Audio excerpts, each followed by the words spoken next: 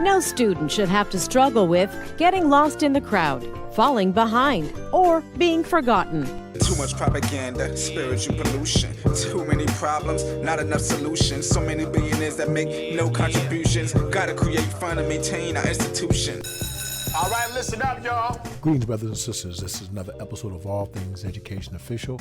I am your host and educator, DrAbdullah, giving you educational news from a foundational Black American man's perspective. If you like what you're seeing, you like what you're hearing, please subscribe, comment, like, and share. Subscribe, comment, like, and share. Put me in the algorithm. And if you like what I'm doing, you like the content I'm putting out, please go to the About section. Buy me a cup of coffee, be greatly appreciated. If you want to follow me further, go to my social media handles, which would be Facebook, Instagram, TikTok, LinkedIn, Rumble, and X. Today, we're going to be talking about alternative education and what actually alternative education is. What exactly is alternative education? It's designed to benefit students not succeeding in a traditional school setting and an inclusive environment with supportive faculty that cares. At Options, we don't believe in a cookie-cutter approach because every student is different. According to an article entitled History and Issues of Alternative School, the first schools to be known as alternative emerged in the 1960s, initially in the private sector and eventually in the public. They began to appear across the nation in all sorts of communities, but more often in urban and suburban locales than in rural ones. The urban alternatives were aimed largely at making schoolwork for populations that were not succeeding their minority youngsters and the poor.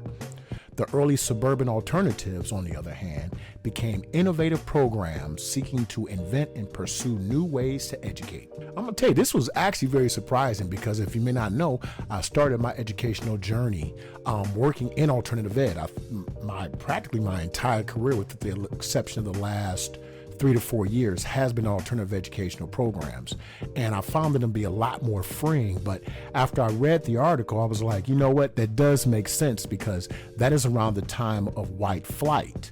And a lot of the whites moved to the suburbs and they wanted to create educational systems that benefited their children. So alternative education was born there for a separate reason outside of the one that was created in urban areas. But also something you need to consider, alternative education is not just problem children. When I worked in alternative education, there were children who had health issues, who had been out of school for maybe a year or more and they needed to get back on track. You had students that were transferred to alternative education because of bullying circumstances, physical attacks. Maybe they were the individual who attacked someone, but there are different methods to get into alternative education. Also, single gender schools, gifted and talented, all of those schools actually fall under alternative education. So we need to be very, very careful about when we think of alternative education, reconstruct our mind to just say it's not just for the problem kids. Many of our students come to us because they've made a simple mistake in their traditional school. So we begin to help them understand what's best for them in their future. We focus on them being character strong, having academic excellence, and also being ready to meet the world that they'll be facing soon. In our program, our teachers love working here because they have small class sizes. We also have advisement programs that we work with our kids, and we hire people who really care about impacting the lives of our children. That's what we do here at the Barrow County Alternative Education Program, and that's what we're most proud of. What stood out to me the most during this quick snippet was the focal point that they put on education as opposed to the social emotional. And Dr. Welch identified 3 important points of alternative ed. First was being character strong, which I think that is definitely needed. A lot of our young people are not seeing it in the media. They're not seeing it. They're not hearing it in the music. They're not seeing it in the videos. Maybe it's not in their family immediately, but the school emphasizes character strength. Secondly, academic excellence. We all know that schools should be pushing towards academic excellence, but the sad part about it is a lot of schools don't, and that's why they have to make it a concerted effort, an intentional effort to let you know that academic excellence is the key. And third, being ready to meet the world that they will be facing soon. I love the way that he framed it, because he put academics in the middle, but he started with character and then he ended with preparation for real world situations. And that has been my concern, my complaint, and my angst about public education. It's lack of preparation for children to move forward, particularly black children. We're given the 3 R's, reading, writing, and arithmetic, and we're told go out there and pull yourself up by your bootstraps. And we know that we need just a little bit more than that to be successful as a community. And that's education. I think that we need to really focus on the fact that in alternative ed, they're doing more than just teaching the 3 R's. I think they're saying, hey, if we don't build this child up socially, emotionally, mentally, psychologically, it doesn't matter how many subjects they master, they won't be able to master life. Alternative ed in Maine comes in many shapes and sizes. And a different approach to education. Summit Academy is an alternative education high school in Holton that serves 3 school districts in the area. One teacher says its strength is its size, having only 30 kids and 5 staff. That ratio makes it so that we know and understand our kids. The president of Maine's Alternative Education Association says one reason he sees students enroll in alternative education most is they feel lost in larger school settings, and this environment focuses on making connections. I try to take the approach of every one of them, if that was my son or daughter sitting across. Summit Academy senior Erica Dunn says after her first semester of traditional high school, she knew a large school environment was not a good fit for her. Because I have really bad anxiety, and it makes me really overwhelmed in public settings. And I was getting bullied, so this was like a better option. A better option for her. Holmes estimates around 80% of Maine high schools have some type of alternative ed program. He says he expects that number to grow after the pandemic brought attention to kids' social and emotional well-being. Once again, the focus in this video is placed upon the student as an individual. Oftentimes, our students are just shuffled around and, hey, pass this class, get out of here, and then tackle the world. And I know that I've been guilty of doing that early into my career. But as I grew in alternative ed, I recognized a couple of things that we utilize in our best interest.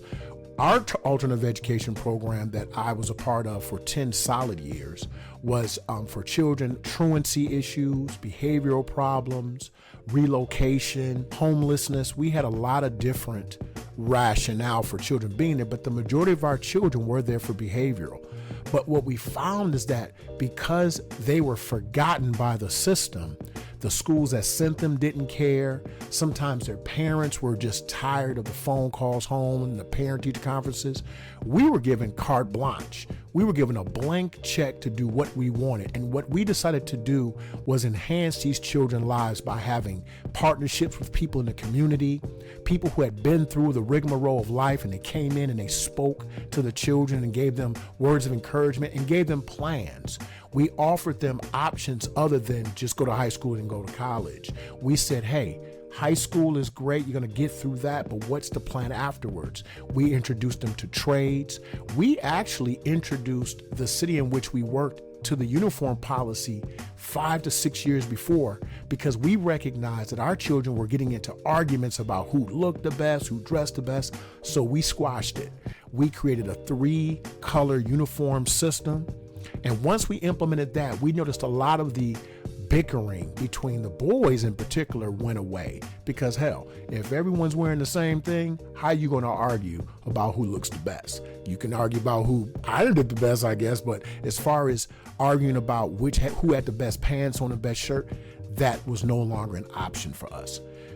Where do we go from here as a Black community? Well, we need to understand that alternative education should be the standard for all education, no matter what color, no matter what gender the child is. But in particular, foundational Black American children need to be taken out of those what we call traditional environments, given a little bit more focus on cultural issues, social issues, economic issues. Because if you are intelligent and you're smart and you know your subjects, it doesn't matter if you're not pushed in the direction for self-sufficiency and self-sustainment.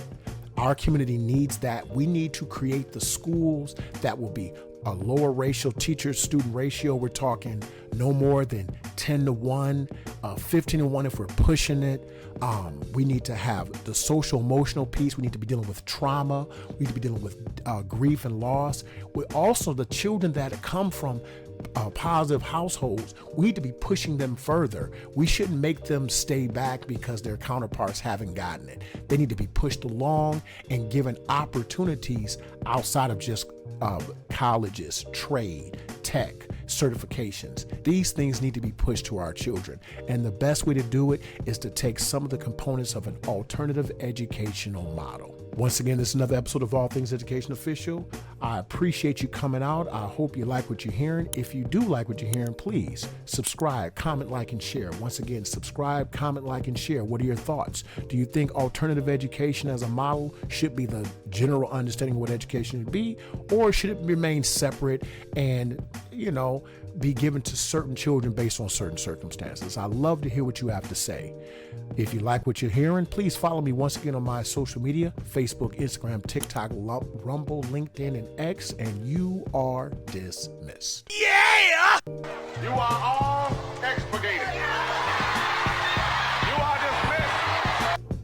Too much propaganda, spiritual pollution. Too many problems, not enough solutions. So many billionaires that make no contributions. Gotta create fund and maintain our institutions. Word to the masses, our government is backwards. Only thing I've learned is what a babble and a crab is. Deploying all these tactics to keep us all distracted. Scrolling on our gadgets and we scroll right past it. Are we caught up in the fashion? They sitting back laughing. This education we're lacking. All the laws they be passing. Peep the curriculum, you see they're subtracting. The necessary work, these kids mentally absent. Turned our food plastic.